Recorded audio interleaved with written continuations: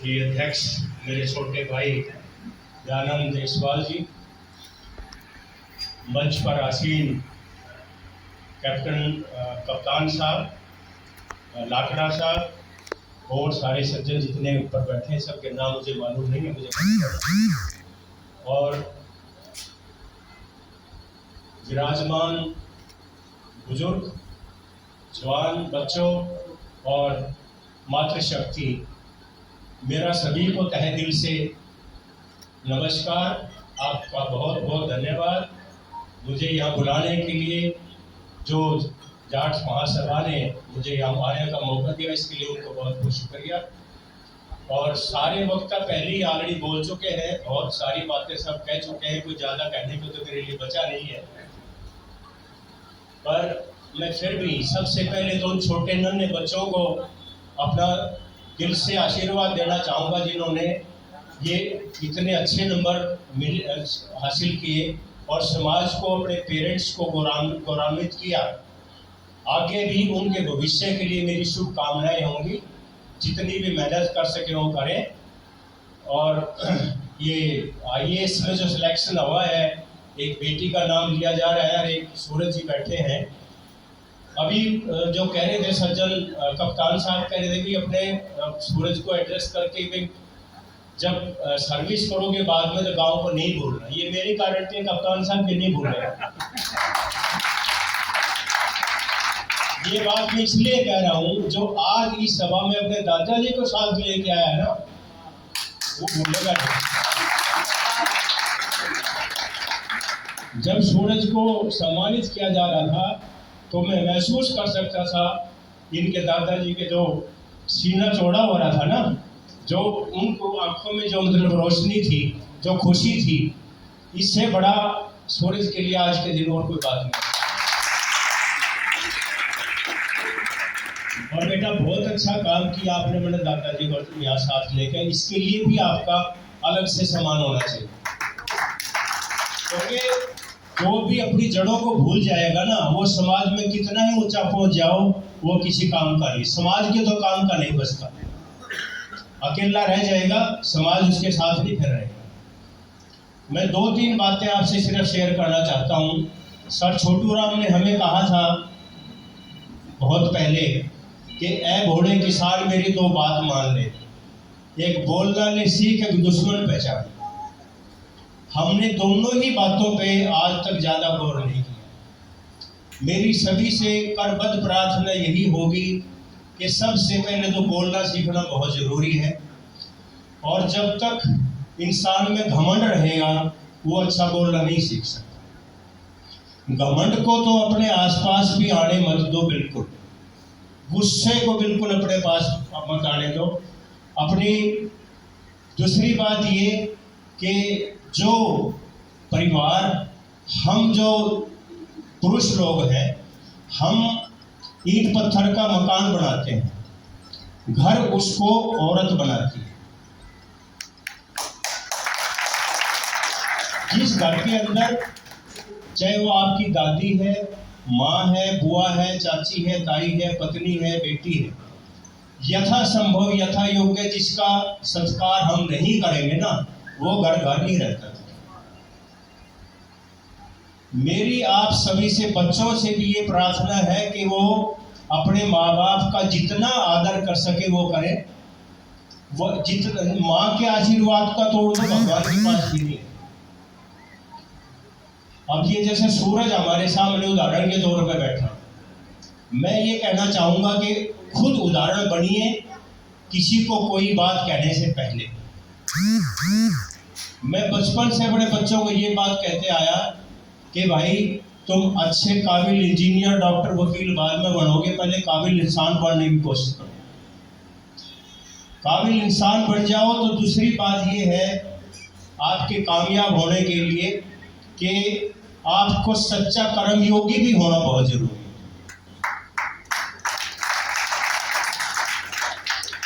और एक बार आप देखो, सपने देखना सबका अधिकार है, जरूर देखने चाहिए। एक टाइम में एक सपना देखो, जैसे सूरज ने देखा और उसको कामयाब किया, उसको हासिल किया। सपना देखने के बाद रोज सपने के बारे में सोचो, हाँ मैं ये करूँगा, कर सकता हूँ, मैं कर सकता हूँ, करूँगा, पक्का करूँगा। जैसे फिर अर्जुन को मछली की आँख नजर आती थी ना, ऐसा ही वो आपका टारगेट, वो आपका ध्येय, वो आपका उद्देश्य होना चाहिए। और अपना भरपूर जितना उसमें दे सकते हो, to the best of your ability, जितना भी आप उसमें काम कर सकते हो दिन रात वो करो, तो भगवान भी आपके साथ ही होगा, पक्की आपको कामयाबी मिलेगी। अब जब मैं पीछे मुड़ के देखता हूँ अपने बारे में, बहुत संतुष्टि महसूस होती है। भगवान की बड़ी कृपा रही, बहुत बुजुर्गों का आशीर्वाद रहा। मैंने अपने खेत में अपने हाथों से बैलों के साथ हल चलाया हुआ सालों साल। और जब इतने छोटे किसान परिवार से आगे आहिस्ता आहिस्ता मेहनत करके मेरे जैसा वहाँ उसी कुर्सी पर पहुँच सकता है कोर्ट का जज के तौर पर, तो कोई भी बच्चा मेरे से कम नहीं है, क्योंकि हमारे पास ये सुविधाएं नहीं थी जो आज बच्चों के पास है। हम तो पैदल स्कूल में जाते थे और वो सारे का सारा क्या नाम, ट्यूशन का कोई मतलब नहीं था, किताबें टाइम पर नहीं मिलती थी, बड़ा मुश्किल वक्त था।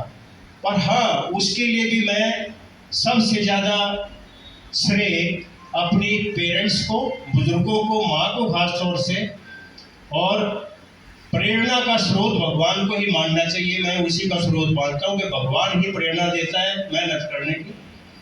हाँ, एक हमारी कौम के अंदर जो मैं देखता हूँ, नशे की आदत, ये बहुत ज़्यादा घुन की तरह समाज को खा रही है। अब मैं आपसे ये इसलिए नहीं कह रहा अपने बारे में कि ये मैं कोई एक हकीकत बयान कर रहा हूँ।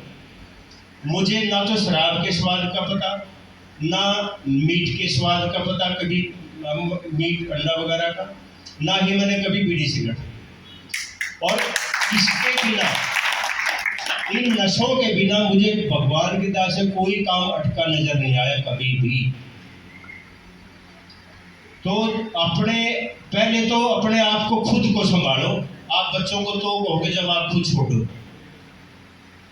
जो भी पेरेंट्स हैं, चाहे मेरी उम्र के हैं या मेरे से बड़े हैं या छोटे हैं, वो देखें कि जब हम जैसा बर्ताव करेंगे बच्चे भी वैसा ही सीखें। बच्चों पे सारा दोष मत डालें, अपने अंदर झांक के देखना पहले बहुत जरूरी है। क्योंकि पंजाब जो है, आधा पंजाब, आज का यूथ जो है पंजाब का, वो ड्रग एडिक्ट हो चुका है। और पिछले 10 साल के अंदर उठा के देख लो आप रिकॉर्ड, फौज में जो भर्ती होती थी, पुलिस में जो भर्ती होती थी, पंजाब का यूथ जो है इतना नशे में डूब चुका है कि वो उनकी भर्तियों की परसेंटेज बहुत कम हो गई। तो इस छुआछूत की बीमारी से बचें, इसको घर में ना घुसने दें, और जिसके घर में पड़ोसी के हाथ जोड़ के कुछ अमल करो, जैसे भी समझाने की कोशिश की जाए, वो भी अपने समाज के प्रति आपका बहुत बड़ा योगदान रहेगा। जहां तक मातृशक्ति की बात है, जो भी घर है वो औरत से ही बढ़ता है और औरत से ही बिगड़ता है, मेरा अंदाजा ये है। माँ की जो है, जो बच्चे की जो सबसे पहला शिक्षक है वो माँ है। माँ जैसे संस्कार बच्चे में देगी वैसा ही बच्चा सीखेगा, क्योंकि फादर जो है वो दुनियादारी के बाहर के काम में वो उलझा रहेगा ज़्यादा। और पर माँ जैसे बच्चे को, जिस दिन से बच्चा उसकी कोख में आता है, जैसा वो सोचती है, जैसा उसके बारे में लाड प्यार की बात सोचेगी, करेगी, पैदा होने तक, उसके बाद रोज वो बच्चे के साथ जीती है, बच्चे के साथ ही सोती है, तो जैसा वो सोचेगी वैसा ही बच्चा बढ़ेगा। ये भी हम अपनी बेटियों को, अपनी बहुओं को, अपनी माताओं को, बहनों को जरूर बताएं कि जैसा उनका आचरण रहेगा वैसे ही बच्चों का आचरण होगा।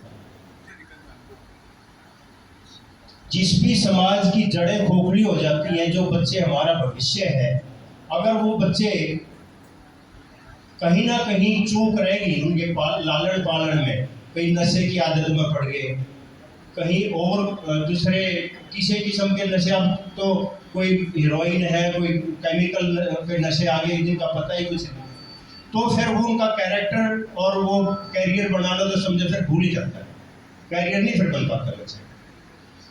अब जहाँ तक रहेगी बात धर्म की, समाज की, धर्म सिर्फ यही है जो माँ बच्चे को सिखाती है, बेटा झूठ नहीं बोलना, किसी से दगा नहीं करना, किसी के साथ धोखा नहीं करना, सच्चे रास्ते पर चलना, सच्ची नीयत से काम करना, यही धर्म है।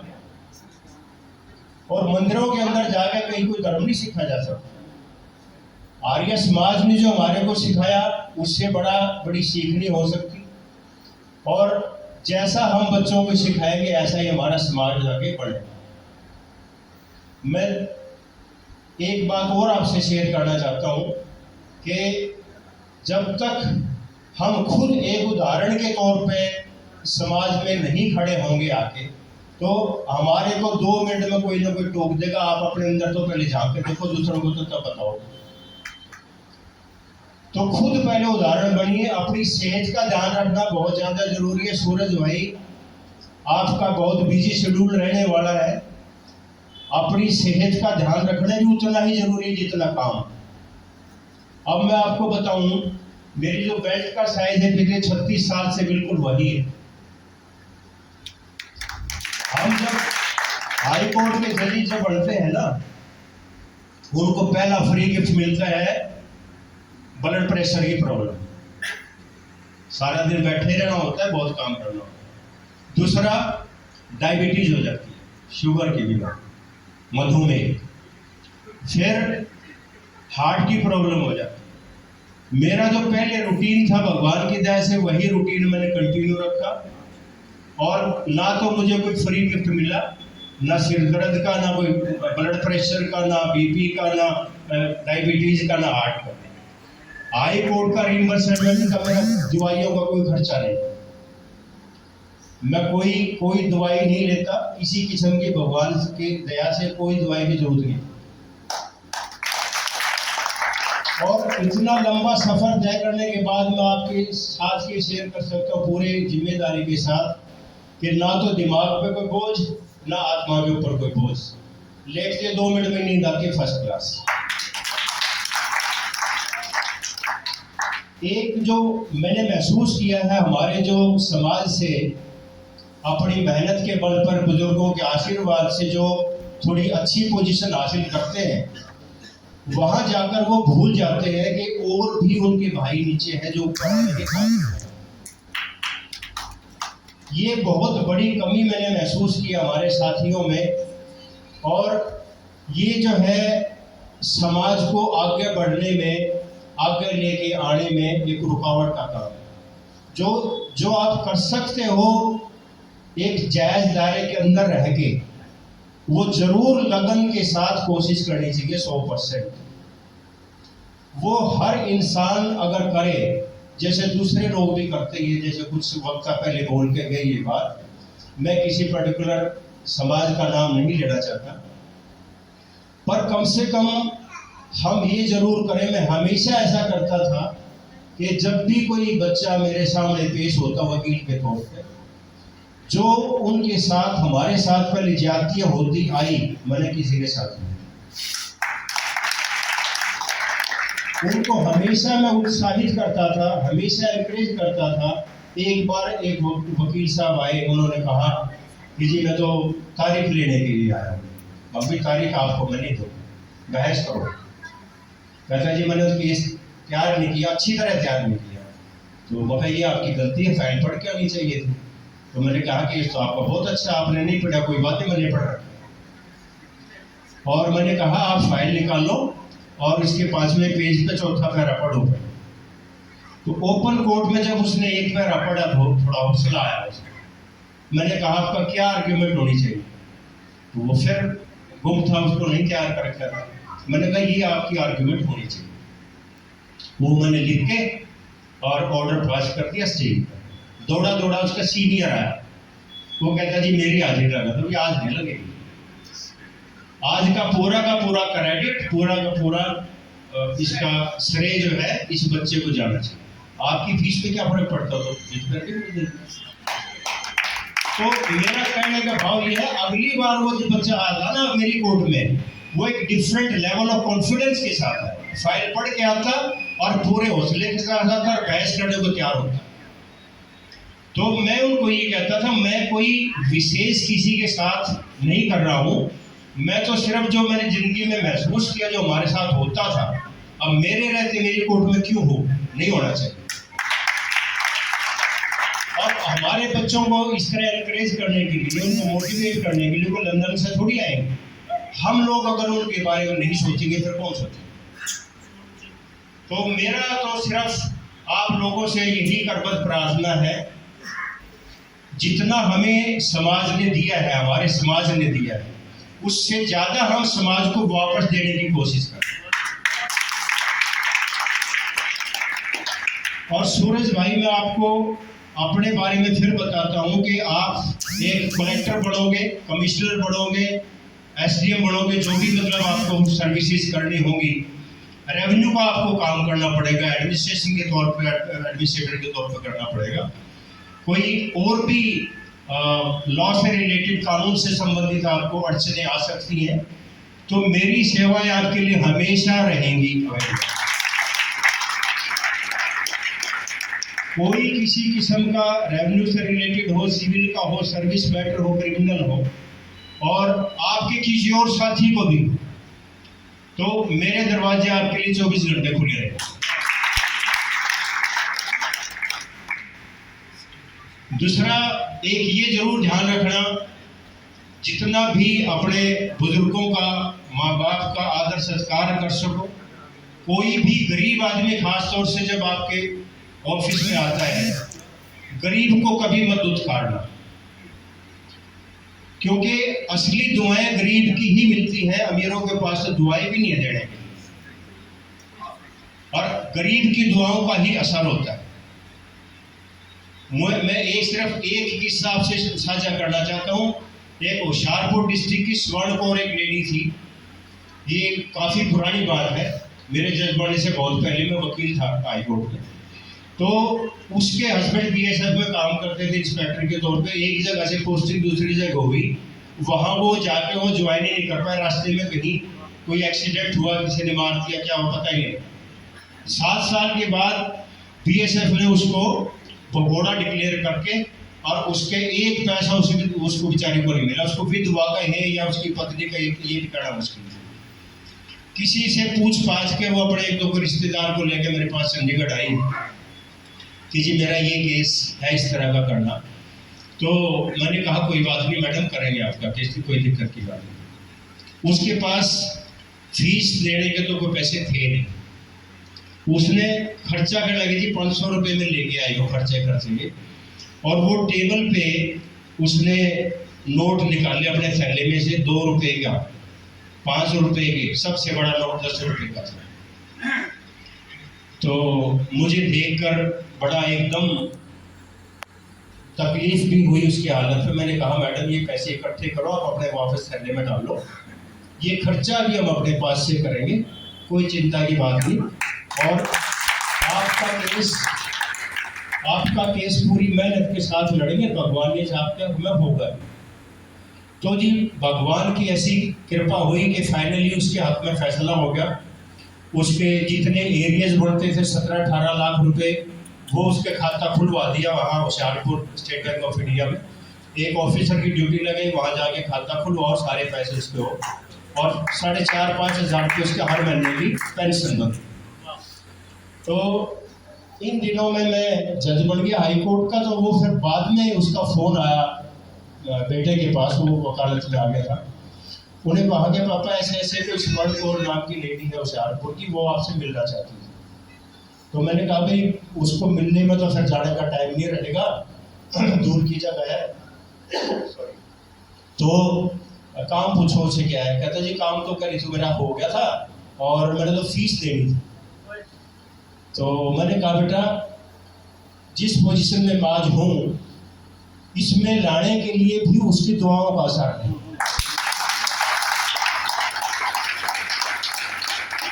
और जितने पैसे वो खुशी खुशी आराम से दे सकते हो वो ले लेना, उससे किंतु परंतु कुछ करना।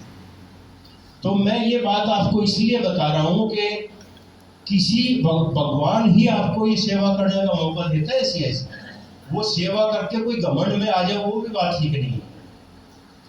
यहाँ एक बार मेरे पास इधर गुड़गांव साइड के काफ़ी लोग आए, एक सरपंच का देवेंद्र यादव उनके साथ, उन्हें आते ही कहा जी मेरा कोई केस नहीं है आपके पास, सुप्रीम कोर्ट में केस करना था, उनके ज़मीन के केस थे, और कहते मैं तो सिर्फ आपको देखने के लिए आया हूँ, आपसे मिलने आया हूँ। वहाँ क्यों? तो कहता जी हमारे एरिया में लोग आपको भगवान की तरह पूछते हैं। मतलब ऐसी क्या बात होती। मैंने हाई कोर्ट में 30,280 केसों का फैसला किया, और उसमें ज़मीन से जुड़े काफ़ी केस थे, जो ज़मीन सरकार एक्वायर कर लेती है उसको मुआवजे के केस 15,000 के करीब मैंने फैसले दिए। उनमें वो उन लोगों को फ़ायदा हुआ होगा। मैंने उसको ये जवाब दिया था, घमंड की बात बेटा सुनने वाली है, कि मैंने तो सिर्फ अपना काम करना था। ये तो अगर देखो भगवान किसी का भला करने का मन बना लेता है, और उस भलाई के काम में भगवान ने मुझे साझी बना लिया, मेरे को सौंप दिया वो काम, इसके लिए मैं भगवान का लाख लाख शुक्रिया अदा करता हूँ। मैंने क्योंकि भगवान तो वो काम किसी से भी करा सकता था ना, दूसरे जैसे भी करा सकता था, पहले भी कराता था, बाद में भी कराए। एक बात ये है बेटा कि जो बुकिश नॉलेज है, ज्ञान है, और एक समझदारी विजडम है, उनका आपस में कोई रिश्ता नहीं है लंबा चौड़ा। वो मैं इसलिए कह रहा हूँ, हमारी माता जी 106 साल की हो गई जी, और वो कभी स्कूल नहीं गई थी। उनका नाम भी ज्ञान देवी था, वाकई ज्ञान के भंडार थी। जिस दिन मैं जज बनने वाला, मैंने ओथ लेनी थी हाईकोर्ट में, शपथ ग्रहण समारोह में उन्होंने जाना था, उससे 1 घंटा पहले की बात बताता हूँ।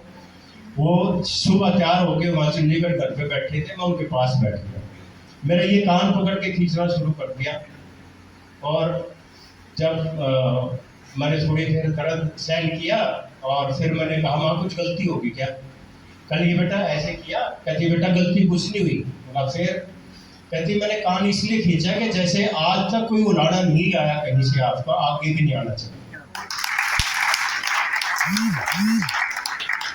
ये जिंदगी का पाठ एक माँ ही बच्चे को समझा सकती है, एक सेंटेंस में, एक वाक्य में।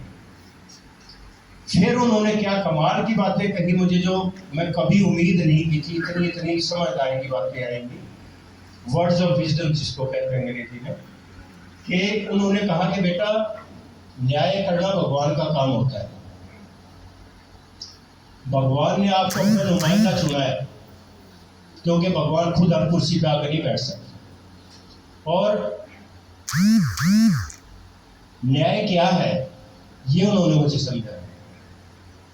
कहती न्याय करना वो है जो आपकी बात, एक आदमी की बात आपने सुन लिया, दोनों वकीलों की बहस सुन ली, वो सुन के उस पर गौर करके जो अंतरात्मा से आपकी जो आवाज आएगी वही न्याय।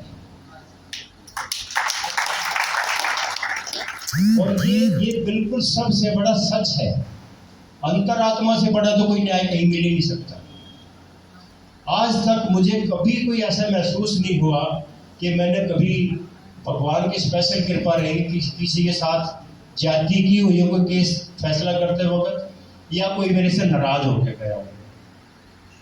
एक वकील साहब एक दिन आए शाम को 5:30 बजे मेरे को चैम्बर में मिले, कहते जी मेरे 2 सवाल लेके आया हूँ आपके पास। नई उम्र का वकील था। तो मैंने कहा बेटा बताओ। आप पहले तो बैठो, चाय पानी पिलाया, और फिर मैंने पूछा। तो कहता जी जैसे आप, मेरा पहला सवाल तो ये कि जैसे आप सुबह बैठे थे 10 बजे कोर्ट में, मैं कई महीने से आपकी कोर्ट में बैठ के देख रहा हूँ, वैसे आप फ्रेश ताजे अब लग रहे हो 5:30 बजे, इसका क्या राज है? मगर दूसरा सवाल भी बता, फिर इकट्ठा जवाब। तो कहता जी दूसरा सवाल ये कि मैंने आपको कभी वकीलों के साथ, जैसे और जजेस कई बार करते देखते हैं, कभी लड़ते झगड़ते गुस्सा होते नहीं देखा। तो मैंने बेटा कहा, मगर बेटा देखो दोनों बातों का एक ही कॉमन उसका आंसर है, वो ये है कि मैं अपना काम जो है ना वो एंजॉय कर रहा हूँ, आनंद से अपना काम करता हूँ, बिना किसी पर्सनल एजेंडे के, सच्ची नीयत से बैठता हूँ, और सच्ची नीयत से सुनते और सच्ची नीयत से फैसले करता हूँ। ना थकावट होती ना गुस्सा होता कि इसलिए गुस्सा करता। जब तक आप अपना काम एंजॉय करते रहते हो, चाहे हल चलाने का ही क्यों ना काम हो, अगर उस काम को आप बोझ समझ लोगे तो वो फिर दोपहर तक आप थकावट भी महसूस करोगे, और नहीं तो थकावट आपको शाम तक महसूस नहीं हो। एक टाइम मैनेजमेंट का ध्यान जरूर रखो। बच्चे खास तौर से बेटा आप अपना टाइम टेबल बनाओ जो आपके लिए बिल्कुल कंफर्टेबल हो, मोस्ट कंफर्टेबल टाइम टेबल बनाओ, और फिर एक बार जब टाइम टेबल बना लो फिर उसको फॉलो भी जरूर करो, उसको जरूर उसके हिसाब से चलो। 24 घंटे ही है ना दिन में, 24 घंटे का टाइम टेबल बनाओ, उसमें खाने का भी है, सोने का भी है, खेलने का भी है, पढ़ने का भी है। ये आपको अनुशासन आपकी जिंदगी में लेके आएगा। अनुशासन अगर नहीं जिंदगी में तो फिर कोई सफलता नहीं हम उम्मीद कर सकते। टाइम मैनेजमेंट की मैं बात आपके पिताजी से बताता हूँ। हमारे शाम को जब हम बैठते थे खेती के काम करते थे, शाम को खाना खाने के बाद सभी को इकट्ठा बैठाते थे। अगले दिन का टोटल जिसका शेड्यूल होता था, जिसने जो काम करना होता था, शाम को ड्यूटी लग जाती थी। आपको उस खेत में जाना ये काम करना है, आपको फला खेत में जाना ये काम करना, मैं ये काम करना। किसी को डाउट नहीं रहता था। सुबह उठ के सब अपने पड़े, जब तक पड़ोसी आते थे हम 2 दिन गाड़ चला कर अपना खेत बांधे। तो ये चीजें जो है बुजुर्गों से जो हमारे को पता लगी, जो सीखा, वही आगे फॉलो करते हो। और सच्ची नीयत के साथ जब चलोगे तो मान के चलो भगवान आपके साथ साथ चल रहा है। कभी भी जिंदगी में पछतावा नहीं होगा, कभी जिंदगी में आपको मायूसी नहीं होगी, और कभी किसी किस्म का तकलीफ नहीं होगी। अपनी जड़ों से जरूर जुड़े रहो। समाज से जितना दिया उससे ज्यादा देने की वापस कोशिश करो। और हर आदमी एक अच्छा काम रोज कर सकता है आसानी से, कोई बिना दिक्कत। चाहे किसी को अंधे को रोड क्रॉस कराना हो, किसी को प्यासे को पानी पिलाना हो, किसी को कोई खाना खिलाना हो, तो एक अच्छा काम हर इंसान कर सकता है। जो सोच में ही कर ले, पड़ोसी के बारे में अच्छा सोच ले, वो भी अच्छा काम। एक अच्छा काम हमेशा एक दिन में एक आदमी कर सकता है। दूसरी बात ये, जब कोई अच्छा काम करने का मौका मिलता है तो चुप ही मत, तुरंत कर डालो उसको। बाद में अगर सेकंड थॉट आ गया उसके बाद पता नहीं मौका मिलेगा। तीसरी बात ये कि किसी का भी भूल से भी किसी की आलोचना मत करो, क्योंकि परफेक्ट कोई भी नहीं है इस दुनिया के ऊपर। भगवान को छोड़ के कोई परफेक्ट नहीं है। कमी हर इंसान में होती है, किसी में कम है, किसी में ज़्यादा है। तो अपने बच्चों में इस तरह की अगर संस्कार हम डालते रहेंगे, आज के दिन समाज के अंदर मैं देखता हूँ सबसे बड़ी कमी संस्कारों की।